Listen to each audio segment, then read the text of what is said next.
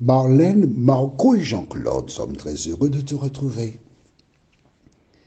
afin de continuer d'explorer la parole, de découvrir l'enseignement, mais surtout de tirer des leçons pour notre propre gouverne.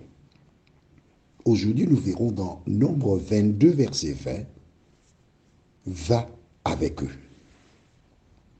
Juste avant d'aborder ce thème, prions.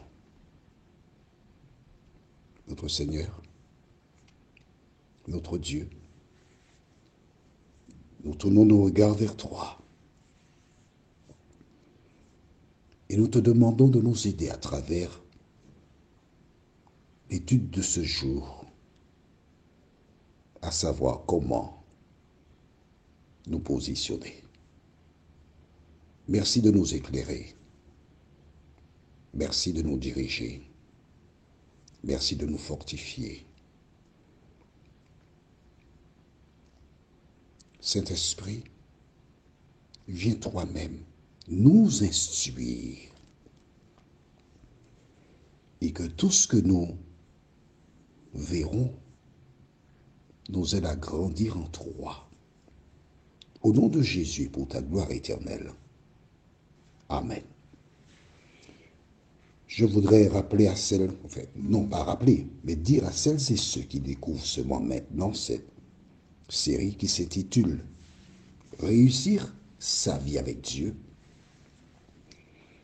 que l'objectif c'est d'aider celles et ceux qui s'approchent de la Bible à comprendre et à mettre en pratique l'enseignement de la Bible. À travers le récit que nous avons débuté depuis un moment, nous découvrons comment le diable est à l'œuvre pour détourner les gens de la saine doctrine, les inciter à faire le contraire de ce que Dieu dit dès l'origine. Et nous aurons l'occasion de voir cela, comment il a manœuvré pour Ève dans le jardin d'Éden. Mais pour l'heure, c'est le récit concernant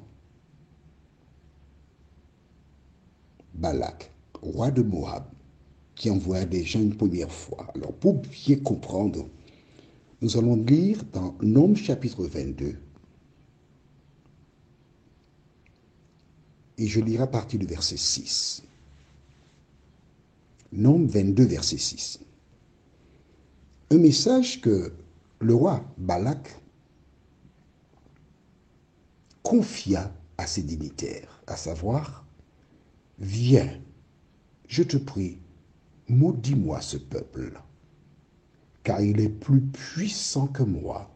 Peut-être ainsi pourrais-je le battre et le chasserai-je du pays. Car je sais que celui que tu bénis est béni et que celui que tu maudis est maudit. » Voici le message que le roi Balak donna à ses dignitaires. Ils se rendirent donc vers Balaam, et je lis au verset 7. Les anciens de Moab et les anciens de Madian partirent, ayant avec eux des présents pour le devin. Ils arrivèrent auprès de Balaam et lui rapportèrent les paroles de Balak. Balaam leur dit, « Passez ici la nuit, et je vous donnerai réponse, d'après ce que l'Éternel me dira. » Et les chefs de Moab restèrent chez Balaam. Jusque-là, il a agi correctement. Que se passe-t-il? Au verset 5. Dieu vint à Balaam et dit, « Qui sont ces hommes que tu as chez toi? » Balaam répondit à Dieu, « Balak, fils de Tsippor, roi de Moab, les a envoyés pour me dire, « Voici un peuple est sorti d'Égypte, et il couvre la surface de la terre. Viens donc, maudis-le. Peut-être ainsi pourrais-je le combattre et le chasserai-je. » Dieu dit à Balaam, « Tu n'iras point avec eux, tu ne maudiras point ce peuple, car il est béni. Est-ce que c'est clair pour toi? La première fois, quand les gens sont venus pour cela, Dieu a donné une réponse claire et précise à Balaam. Tu n'iras pas avec eux. Ce peuple est béni.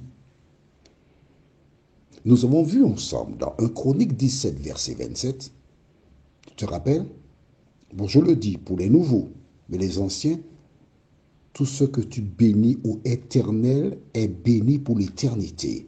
Donc le peuple est béni pour l'éternité. Donc Dieu a déjà parlé. Les personnes avec qui j'échange parfois me trouvent rigoureux. Pourquoi? Parce que quand je te dis non, c'est non. Hein? Tu peux pleurer, tu peux monter, tu peux descendre. Quand je te dis non, c'est non. Il ne faut pas revenir là-dessus. C'est logique. C'est normal. Parce que je ne te dis pas non pour te dire non. J'ai des éléments qui m'incitent, me permettent de te dire non. Alors c'est non. Ne reviens pas. Dieu a parlé à Balaam. Il y a clairement indiqué, tu n'iras pas là. Balak veut maudire le peuple. Or, ce peuple est béni. Et quand tu es béni pour l'éternité. Que fit-il? Nous lisons la suite. Verset 17. Pardon, verset 13. Balaam se leva le matin et il dit au chef de Balak, allez dans votre pays, car l'Éternel refuse de me laisser aller avec vous. Il a demandé à Dieu ce qu'il doit faire. Dieu lui a donné une réponse. Qu'est-ce qu'il dit? Tu n'iras pas parce que ce peuple est béni. Puisqu'il est béni, tu ne peux pas le maudire. La réponse est claire, nette et précise. Alors pourquoi Balaam propose à ces personnes de rester pour demander à Dieu encore? Mais oui, mais c'est ce qu'il a fait, oui. Lisons le verset 19. Maintenant, je vous prie, restez ici cette nuit, et je saurai ce que l'Éternel me dira encore. Qu'est-ce que l'Éternel peut te dire encore? C'est l'équivalent d'un enfant qui pose la question à sa mère ou à son père. Papa, la journée, le gros truc qui est dans le ciel là, qui réchauffe, comment on appelle cela? Mais mon chéri, ça s'appelle le soleil. Ah, le soleil, oui. C'est sa mission de réchauffer la terre. Et vers la fin de l'après-midi, aux Antilles, et plus tard en Europe, il va se coucher.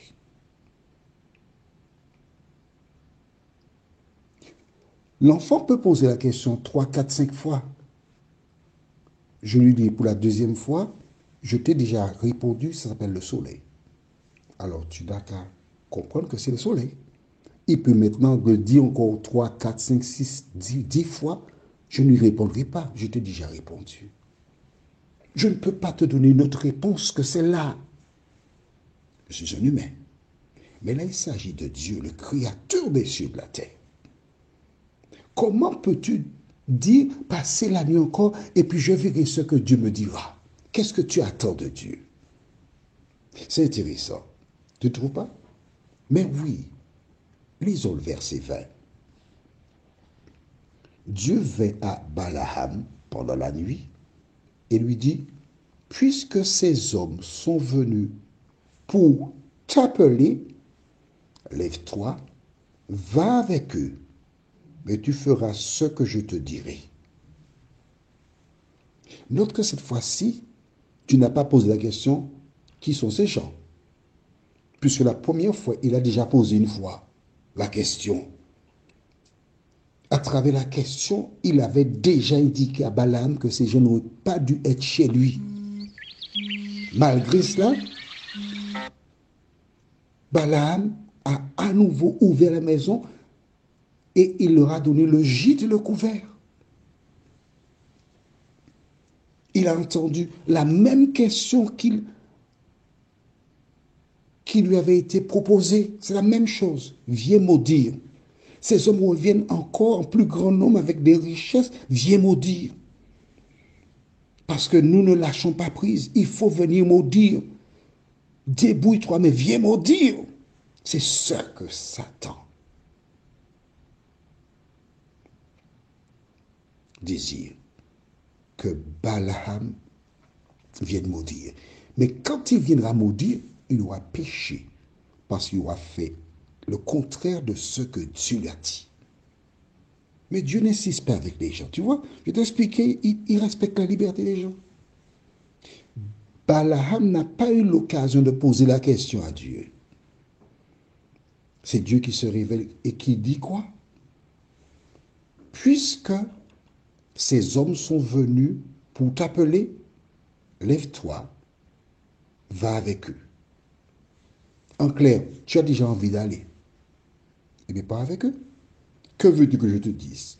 Je t'ai déjà dit de ne pas y aller. Tu reviens me demander encore, mais qu'est-ce que je peux te dire d'autre? Lorsque tu connais Dieu, lorsque tu sais qui est Dieu, tu sais que ce n'est pas un homme qui va changer ta vie. Il a dit de ne pas y aller. Tu veux aller? Vas-y. Mais tu ne diras que ce que je te dirai. Dieu a tenu ce propos, mais tu sais fort bien que Dieu pourrait ôter la vie à Balaam. Et il n'arriverait pas à bon port. Oh, la joie inondait le cœur de Balaam. Son visage s'est éclairé. Ses yeux brillaient de mille feux. Il avait obtenu l'autorisation d'aller maudire les enfants d'Israël, entre guillemets. Parce que c'est pour cela qu'ils sont venus, pour qu'ils les maudissent. À travers ce récit, Dieu te dit qu'il ne change pas, mais qu'il respecte la volonté des gens. Prions. Seigneur, nous découvrons au fur et à mesure combien tu es grand, combien tu es amour. Nous découvrons combien il est important pour nous de ne pas chercher à te forcer la main, mais à respecter ta parole. Oh Dieu, tandis que nous continuons à cheminer sur cette terre, merci de nous aider, jour après jour, à garder à l'esprit que notre seul devoir consiste à obéir à ta parole, à faire ta volonté. Merci de nous entendre, Seigneur.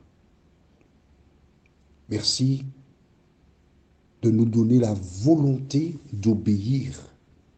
Nous t'avons prié au nom de Jésus et pour ta gloire éternelle. Amen.